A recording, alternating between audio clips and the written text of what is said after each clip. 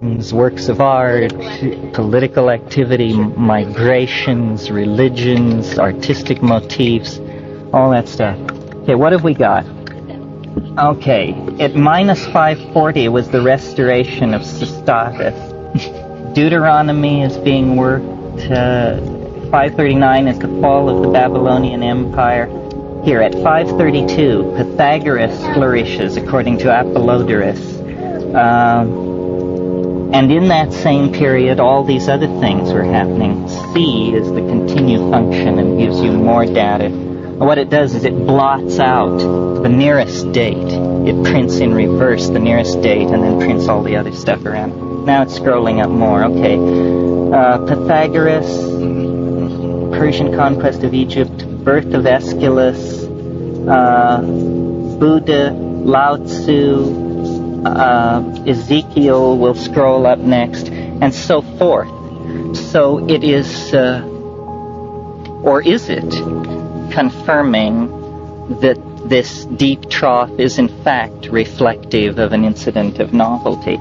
Now if we hit to quit, we just go back to the beginning and we can look at something else. Not rub zero, run zero. Although rubbing zero might be more interesting. Okay, and again the default date. And what I want to show you now is the Waves version of the 20th century, essentially. Let's just start with, well, let's enter the Hiroshima date, which is the 5th day of the 8th month of 1945. And let's look at this situation on the 200-year level. I promise you this will end at 3 o'clock. And yeah, I don't know, where's the sun coming from? Is that better? Almost. Yeah? Sun's coming from up there. Oh, just put your shadow out. That's really good. Yeah. Is that good? Yeah. Okay. Now, the entirety of time from 1945, in other words, the 67-year period in which all of the historical themes will be recapitulated, is contained in this center section.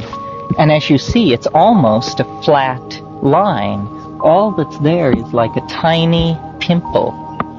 All that lies between us and this completion that we are so hot for is portrayed at this scale as just the tiniest energy barrier.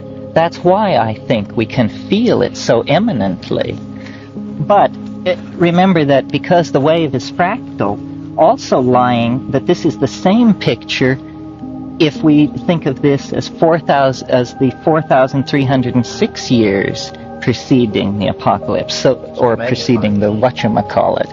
So all of that time period since 2300 BC has been imbued with this sense of the eminence of the transcendence and of the transcendent, and that is what has given this period of time its peculiar character. The bomb is right there. The top of the pimple is early January 1967. And that is where, if you will recall what was going on at that time, that's where the concatenation of the struggle of the opposites reached its most intense point. That's when LSD was a mass phenomenon, when the hippie phenomenon, it was in the quintessence of the 60s, is spring, summer 1967. That's the summer of love. 12 months later, we were in the streets fighting the police and so forth. So it was a brief moment. We have now come down off that high point, and we're moving along now a kind of crenellated surface where there are many dips and many rises, but the sum total of what's happening is that we're oscillating around a mean.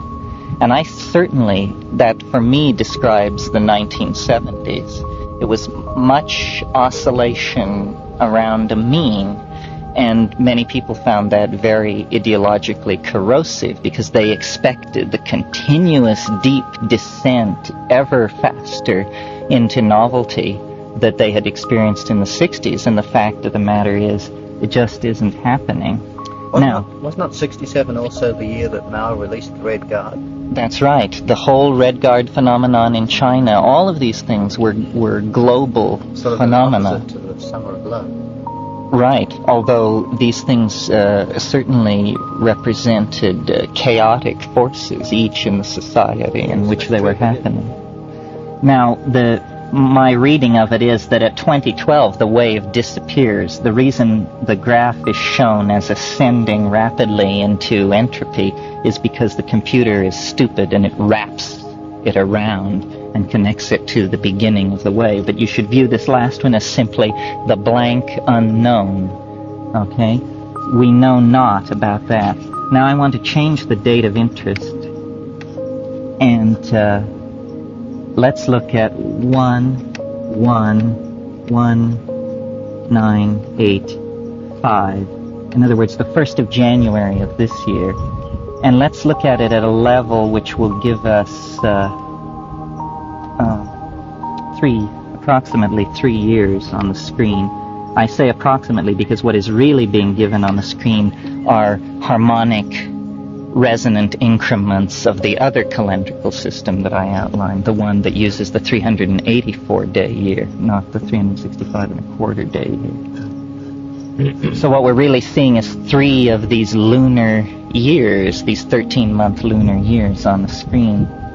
So we'll see this will be 84 into 85 here. It will pass into the future approximately mid-screen. Oh yeah, I remember this. This is here is the campaign, here is the election, here is the inauguration, and here are we. Well, if you read, we are in a deeper, more novel situation. This definitely was a long period in which everything was held in stasis, and then the party of the right gained ascendancy, at least on this continent, and you see this happening. Now let's see this line here at 228. Is 16/7, the 16th of July 1985 is right there. So we are in this small period here, coming down off this peak. I can get it up in more detail. Let's see. Change the date of interest. Change the date of interest to the present. What is today? The 14th. The 14th day. January, February, March, April. Of the 4th month.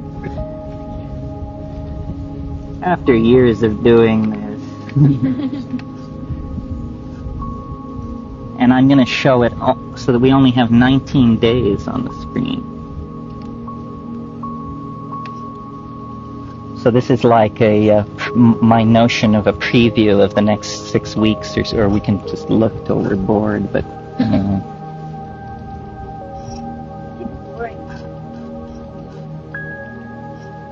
well, that period before the election was long. It was more than a year in length. I mean, in a vast historical span, pick one that doesn't seem to have much novelty. Well. In fact, nothing happened. Yes, like, remember how I said we were moving through, that we had just moved through the period of the Dark Ages and the barbarian invasions when learning died out in Europe and they thought that the circumference of a circle was twice its diameter and all this stuff. Well, that is that same plateau, and we are now slightly beyond it, but only at the beginning of the proto-medieval period. I mean, we've reached approximately, I think, AD 800, which is, of course, the coronation of Charlemagne and the inauguration of the Carolingian kingdoms, which really do end the Dark Ages, although where this is happening, I'm not sure. Maybe in Brazil. Oh, now what have we got? Oh, yes, the 10th. I think this is the 10th, 289 or 288.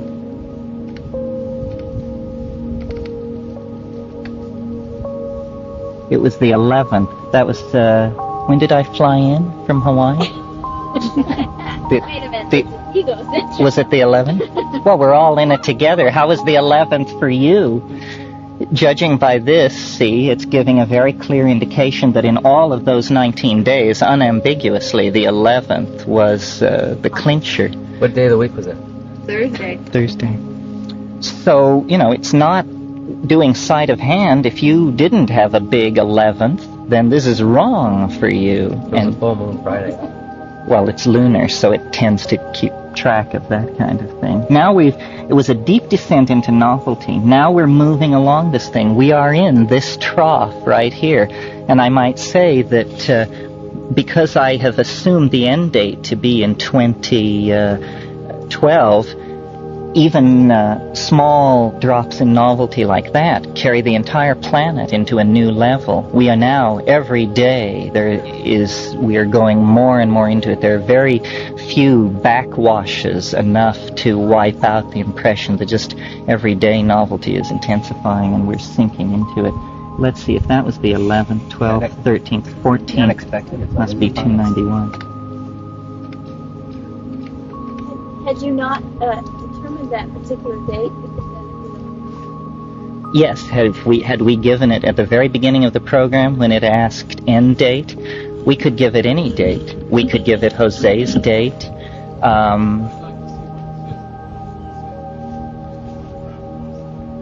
Do you want to see Jose's date with my end date setting? Oh, okay. Let's see. Jose's end date is the 16th of August. No, but the date you're interested in is yes, it's the 16th day of the 8th month.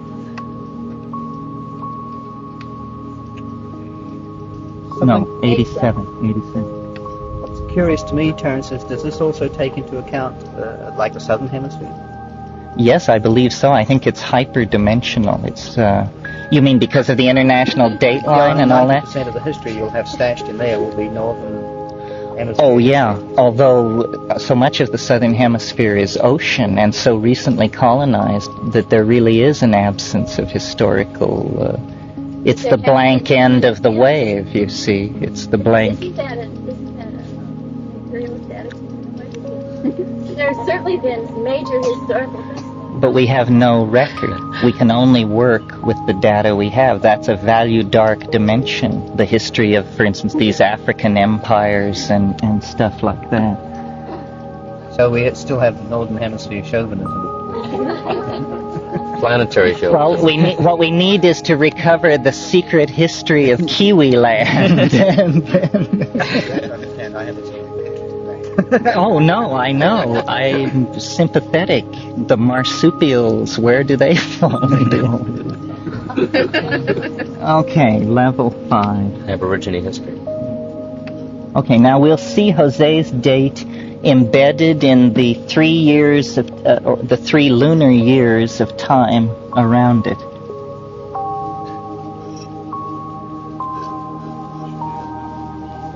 There'll be 3 lunar years of 13 months portrayed on the screen.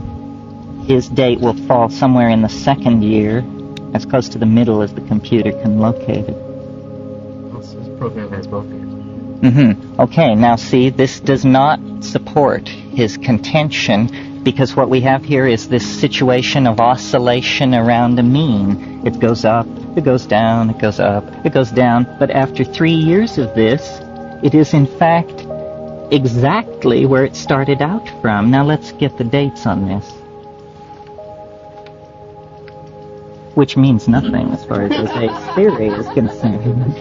What this screen is saying is that from the 16th of July, 1985, until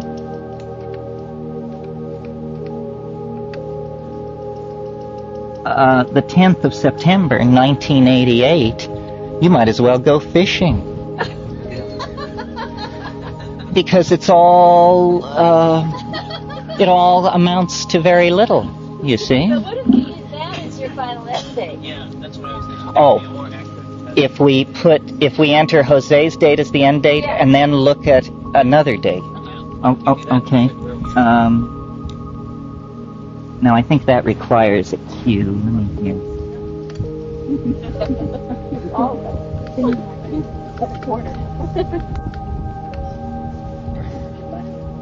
Okay, now it asks 0 date. We're going to enter Jose's date. 16th day, the 8th month, 1987. Now, what date shall we look at to test Jose's theory? Same dates we looked at. The bomb. Hey. The bomb. Yeah. I think the bomb is a good, concentrated, clearly major event that we can all agree is some kind of a watershed. Okay. So enter the day you wish to look at. So that would be hard not to. What is it? 5 August 1945. Okay, now let's look at it. If we look at it on the 200-year scale, it will just say it's close to the end because his date is even earlier than the previous date. Let's look at it on the 3-year scale. 3 lunar years.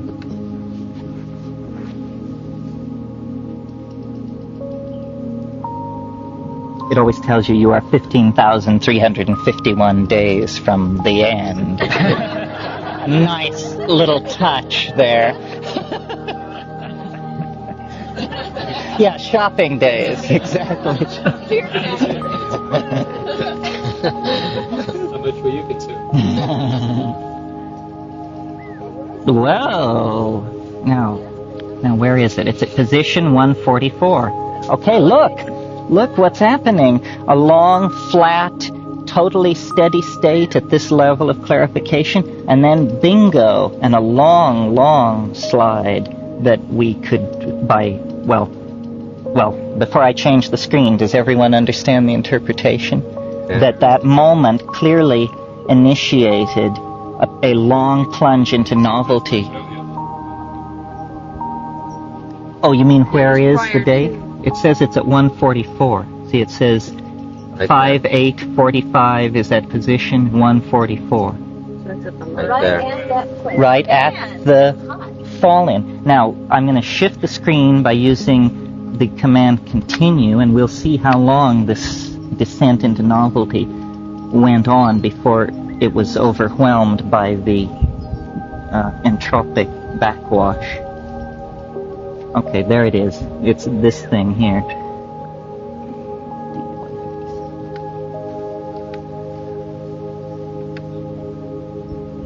Until early November 1947. Now, my guess would be that's an election day. 6/11/47? Wouldn't someone have been inaugurated in January 48? 48. Oh, I see. So it's not an election day. Okay, so it's something by this version. And this long trough, it's like this long flow into novelty, which ends in a wide trough and then is mitigated and slides off.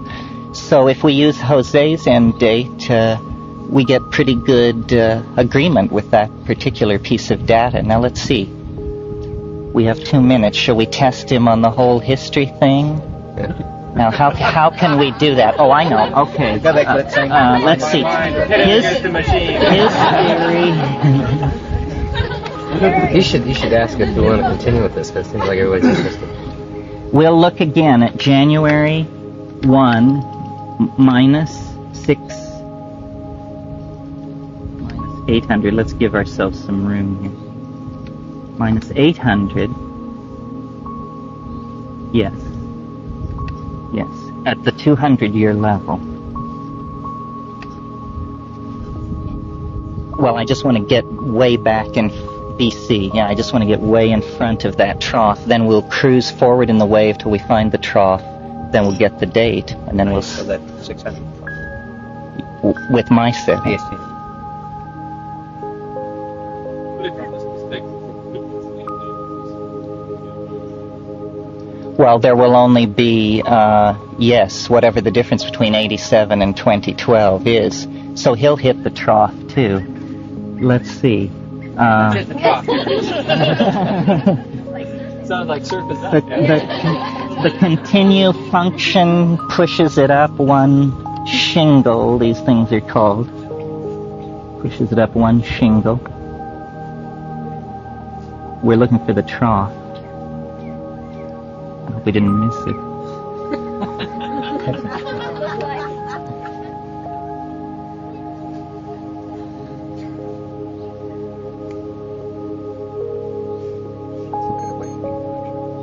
There it is.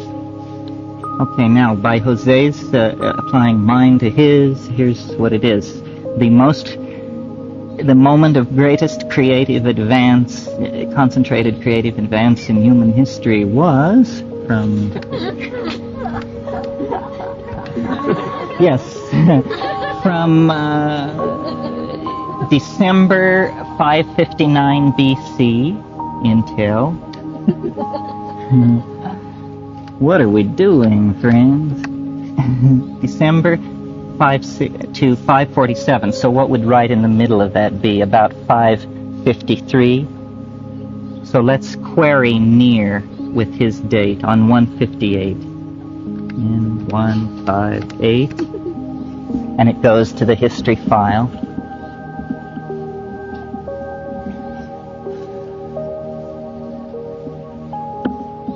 This really seems like magic to people who don't know how compute. They say, is all of human history in the computer? All we typed in, friend.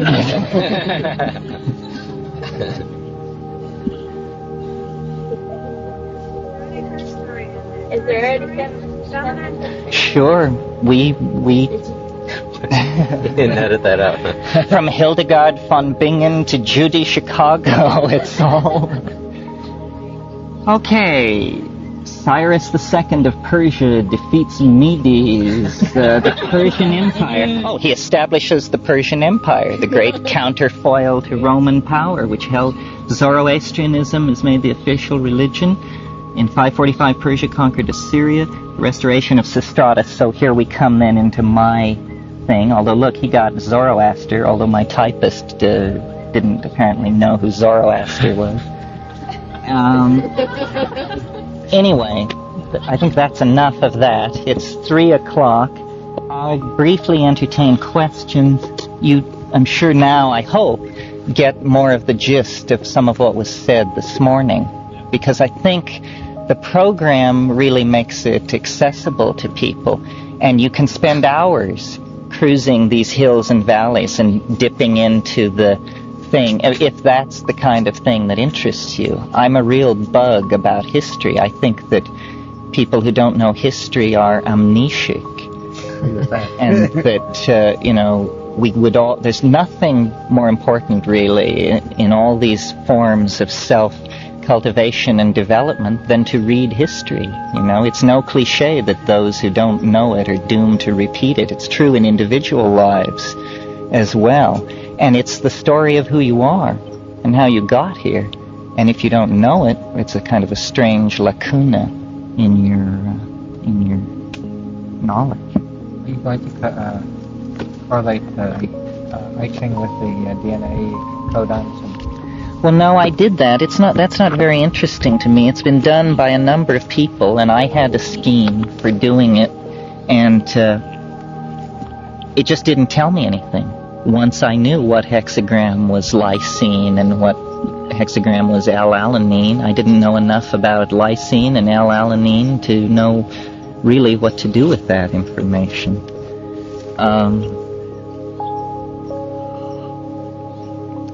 This session will go, I believe, until 5 o'clock. Are there any questions about this morning?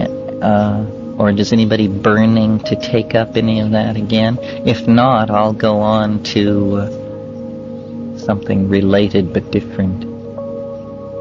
related but different. Okay, well, I guess what I'll talk about is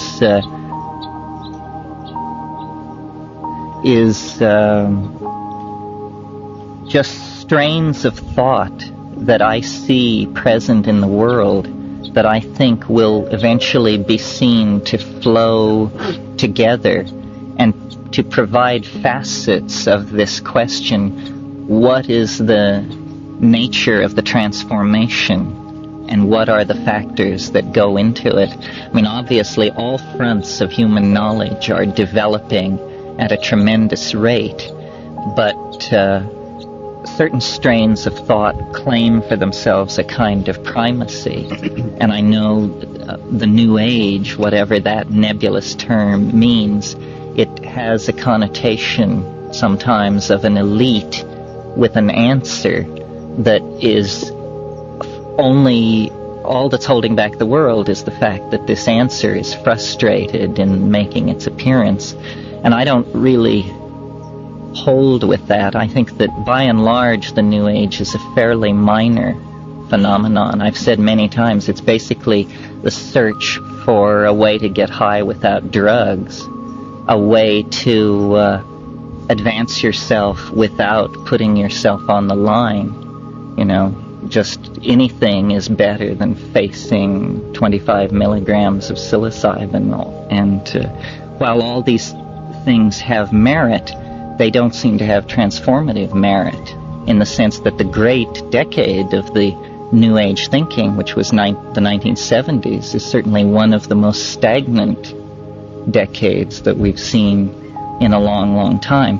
However, there are strains and things going on, and I sort of wanted to construct a mandala, not very seriously, but a mandala of 4 human concerns that lead to what I will, in my shorthand, call the flying saucer, which is this concrescent, alchemical union of humanness and otherness and humanness and technology that is to come, I think, and inevitable, I think, whether on Jose's scheme or my scheme or some other scheme. I think we all are articulating the inevitability of something, and this game we play of prophesying the moment.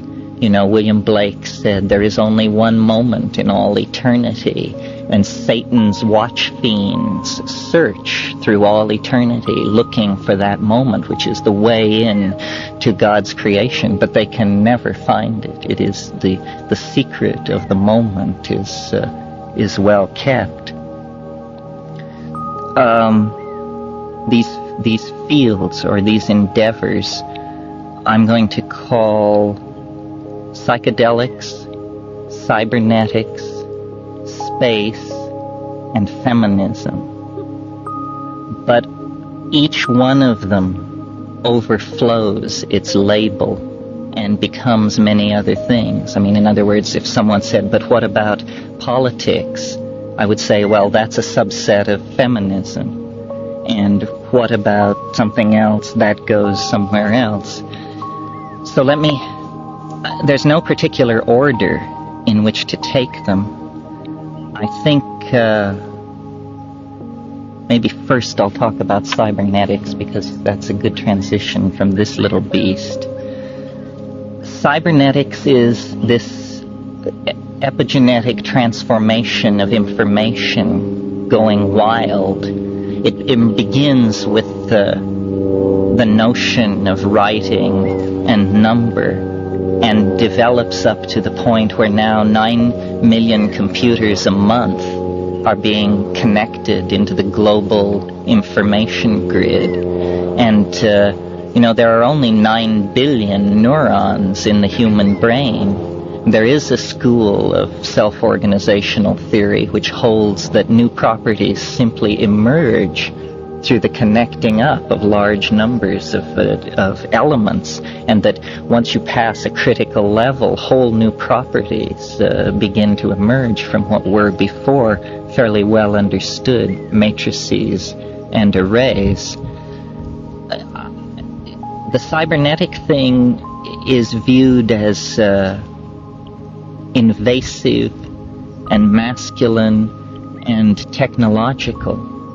But I think that's only because we're seeing it in its most raw, emergent phase. We're actually seeing adding machines changed into these cybernetic devices. All computers in the world are digital analyzers. That we have yet to have an analytical machine, and this is coming. What we have so far are at large adding machines. And when we get the so-called thinking machine, and it's coming, it's going to have an enormous impact on our self-image and our society. You can imagine the impact that Darwinism had on the 19th century conception of man, where, the notion that man was descended from the primate line was just intolerable. Well, the notion that machines can think, and you've noticed, it used to be very fashionable for cyberneticians to write articles saying the thinking machine is a complete misunderstanding of cybernetics, utterly impossible, machines don't think. That voice has grown quiet in the light of what has been learned about cybernetics and linguistics in the last 5 years, particularly in the last 18 months. And it now seems very reasonable that this goal is within reach, an actual simulacrum of the human mind. And what that will mean is very hard to gauge. I had a mushroom trip recently in which the aphorism arose, to design computers is to be designed by computers. And I saw very clearly that the keyboard is entirely an illusion, a convenience, and that the keyboard could be made to disappear very quickly, and then you would not truly and clearly perceive where the interface stopped. And people who spend hours and hours working on computers admit that this happens, that there's a kind of meshing, and you're actually a part of the circuitry. I think what holds this back from becoming an even more noticeable phenomenon is just our willingness to materialize these cybernetic objects as furniture. But the day is coming, when you will be able to reach the Library of Congress by tapping a certain tooth with your tongue. And that is simply what the masculine engineering mentality is thinking about. Obviously, the feminine matrix which supports these kinds of imaginative constructs exists already. And it's simply that the engineers are catching up to these notions of integrated intuition and field perception and that sort of thing. To me, the computer, not the computer so much as the cybernetic network, is actually a feminizing force. It's like hardwiring the unconscious, so that these oceans of information that beat against the human mind are not abstracted, not contained in libraries, but made ubiquitous throughout consciousness, and actually that we are beginning to create an extragenetic foundation of human understanding, which will always be there in the form of these large data banks. And as we learn to swim in this sea of information, the character of our understanding is going to change radically. We are all confined by ignorance of all sorts, basically ignorance of simply the facts of the matter, leave alone what theories might organize the facts of the matter. The other thing is the human-machine interface is becoming more and more subtle and miniaturized away. And it's possible, to imagine a world where you wander naked through Eden and there appears to be no technology on the planet, because the technology is all in a particular grain of sand lying on a particular beach in Madagascar. We'll put it in the southern hemisphere But that's where it is now. You're right. The key is to actualize this thing, William Blake said, to see what? Eternity in a grain of sand. and to put it in there if need be in order for that to happen. So that is cybernetics. The transformation of cybernetics into something really exciting, I think, is going to happen through psychedelics, which is the next of these quadrants of the mandala that I would mention. Psychedelics is totally discounted as a transformative force by the powers that be. It doesn't even rate much of a budgeting in the DEA budget. It's just a dead issue. And yet I believe, perhaps many of you believe, that it is some kind of overlooked factor, almost of the character of a taboo, because it is totally corrosive to all paradigms. It cannot be encompassed. The measure of it cannot be taken. Science is useless because it is a phenomenon of individual experience. And there is no way that science can get a hold on that any more than it can get a hold on falling in love. The problem is falling in love has not yet been shown to be completely dependent on a chemical substance, a material molecule, an atomic arrangement in space and time. And the psychedelic thing is the path to the origins. The transformation that we want to see take place is essentially an Ouroboros transformation, a taking of its tail in its mouth by the snake of time. And this cannot happen unless we're in contact with our origins. This is why I think the shamanic strain of the new age mentality is probably the most enduring, because there is something to be learned from primitive, so-called primitive, pre-literate people who are living in the dream time, who are living in the imagination, and who never saw any need for technological constructs because the constructs of the imagination were so wonderfully satisfying. We glimpse these constructs with psychedelic drugs, and even upon our society, with all of its rationalism and all of its reductionism, they have a tremendous impact which we respond to with prohibition and coercion and propaganda. I don't think that they are static in spite of the importance of shamanism. I don't believe that it has always had the character that it has today, because the psychedelic experience works with the cultural overlay, works with the contents of your mind. I could never have created the theory I created if I had not known about the I Ching and DNA and all of these things. And yet the psychedelic intelligence was able to take that information and whip it together into something which was astonishing even to me, and yet I had been the source of the information. Psychedelics show the relativity of these various mental dimensions and constructs that we inhabit. And to this point, I've been basically speaking of drugs like mescaline, LSD, that sort of thing. Possibly, although it's not really exactly a psychedelic, but it is a synthetic for sure.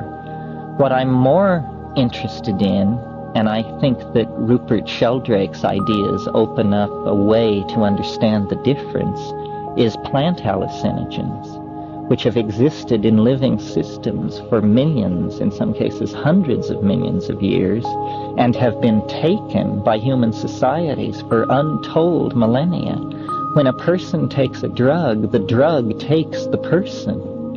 And so a drug like psilocybin that has been used for thousands and thousands of years has a tremendous morphogenetic field about it, garnered from the experiences of all the people who have taken it, that have flowed into it. These things point the way toward engineering states of mind that we can hardly imagine.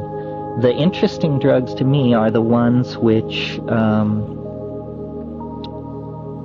occur in plants, have a history of shamanic usage, and mimic brain chemistry in some way.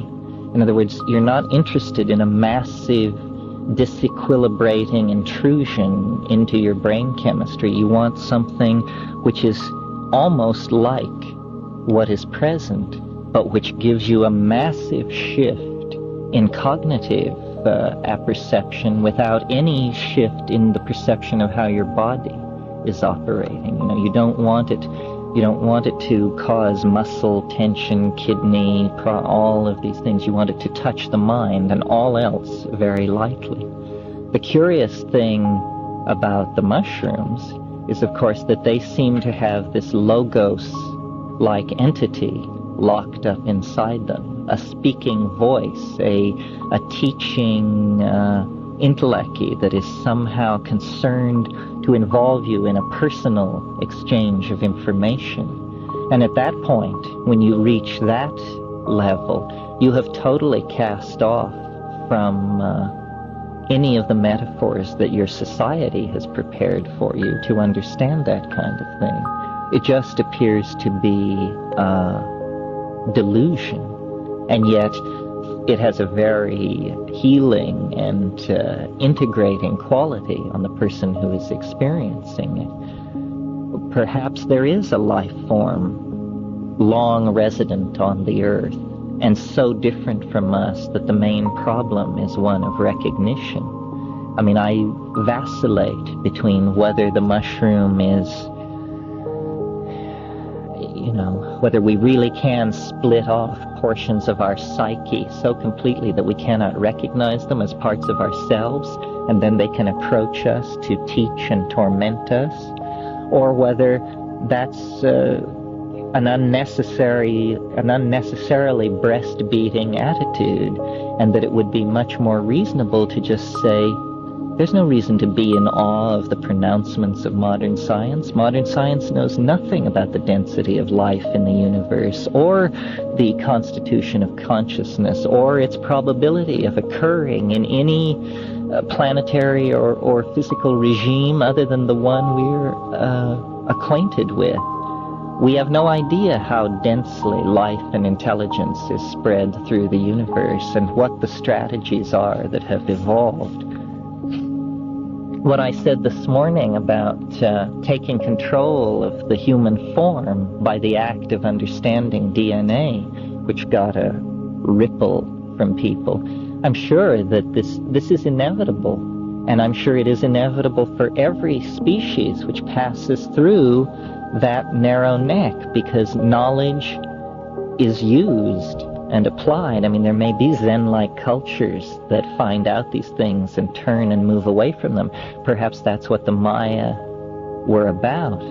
But pastoral and romantic as the vision of the Maya turning away from technocratic civilization is, still, if you take evolution seriously, the goal of evolution is to keep the options open. Most creatures